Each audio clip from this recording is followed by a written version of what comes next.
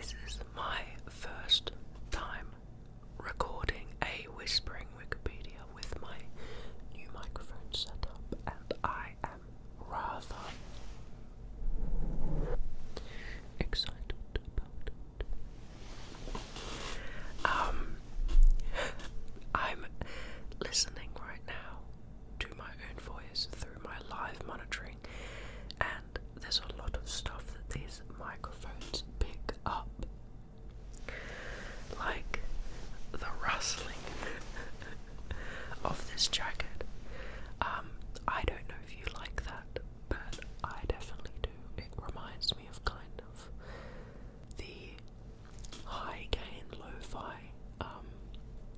sounds that you get through some ASMR videos. Anyway, let me come a little closer. Now, today we are talking about passive solar, or more specifically passive solar building design, which is an interesting concept to say the least. In passive solar building design, windows, walls, and floors are made to collect, store, reflect, and distribute solar energy in the form of heat in the winter and reject solar heat in the summer. This is called passive solar design because, unlike active solar heating systems, it does not involve the use of any mechanical and electrical devices. It's just the design of the house. The key to designing a passive solar building is to best take advantage of the local climate, performing an accurate site analysis. Elements to be considered include window placement and size, and glazing type, thermal insulation, thermal mass, and shading. Passive solar design techniques can be applied most easily to new buildings, but existing buildings can be adapted or retrofitted.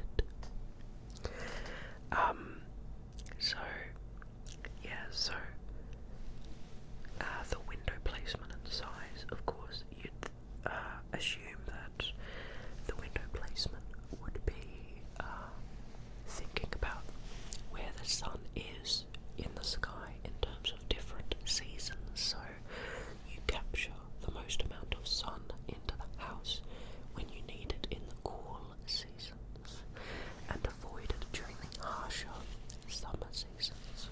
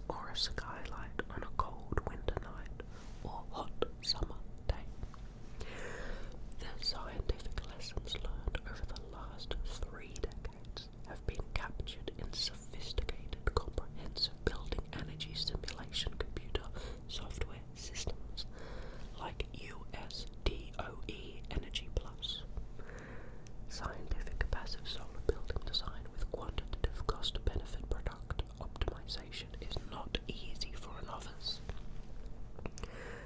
The level of complexity has resulted in an ongoing bad architecture and many intuition-based unscientific construction experiments that disappoint their designers and waste a significant portion of their construction budget on inappropriate ideas. The economic motivation for scientific design and engineering is significant. If it had been applied comprehensively to new building construction beginning in 1980, based on the 1970s lessons learned, America could be saving over $250 million per year on expensive energy and related pollution today. Since 1979, passive solar building design has been a critical element of achieving zero energy by educational institutional experiments, and governments around the world, including the US Department of Energy and the energy research scientists that they have supported for decades. The cost-effective proof of concept was established decades ago, but cultural change in architecture, the construction trades, and building owner decision-making has been very slow and difficult. The new terms, architectural science and architectural technology, are being added to some schools of architecture, with a future goal of teaching the above scientific and energy engineering principles. The solar path in passive design. The ability to achieve these goals simultaneously is fundamentally dependent on the seasonal variations in the sun's path throughout the day. This occurs as a result of the inclination of the Earth's axis of rotation in relation to its orbit. The sun path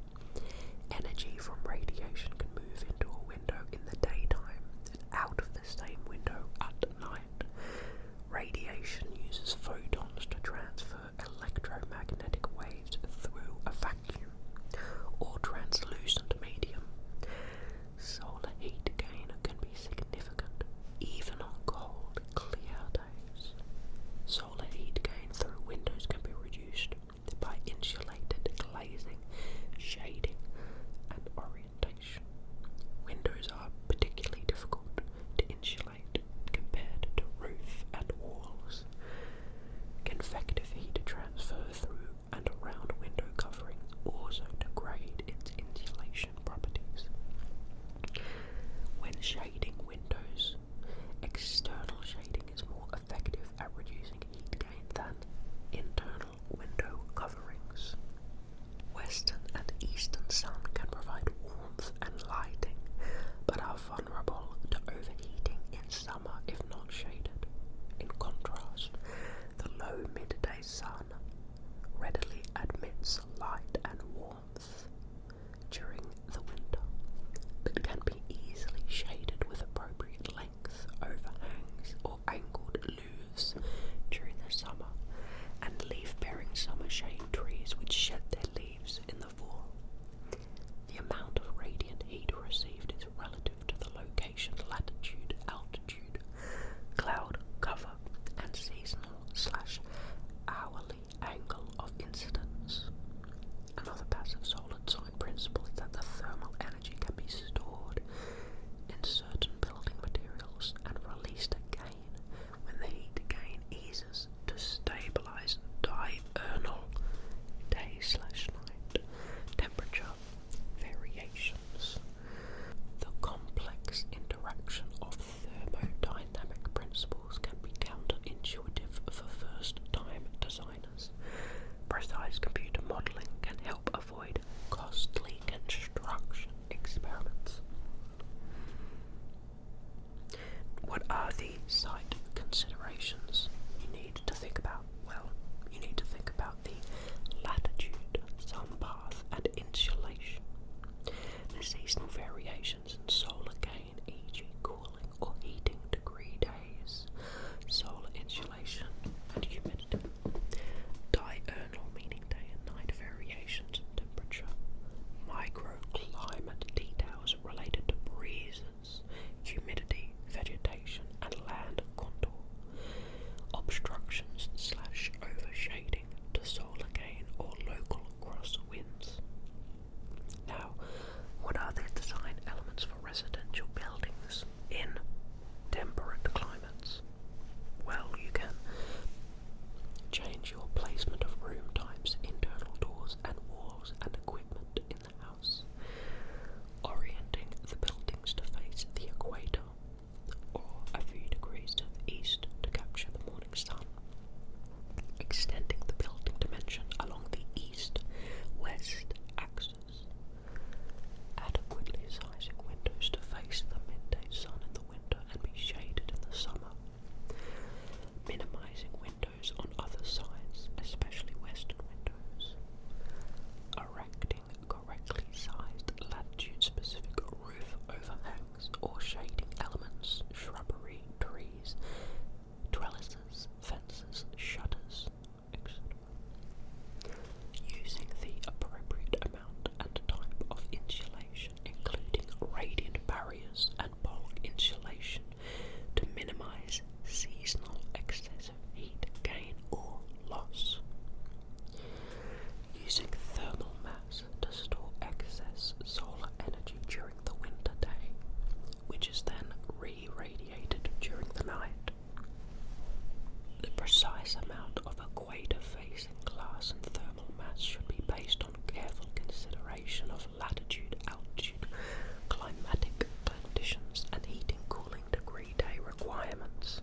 As we said before, factors that can degrade the thermal performance are deviations from ideal orientation and north-south, east-west aspect ratio, excessive glass area, overglazing, resulting in overheating, also resulting in glare and fading of soft furnishings, and heat loss when ambient air temperatures fall.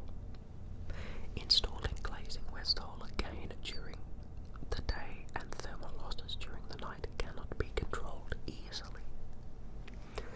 Thermal losses through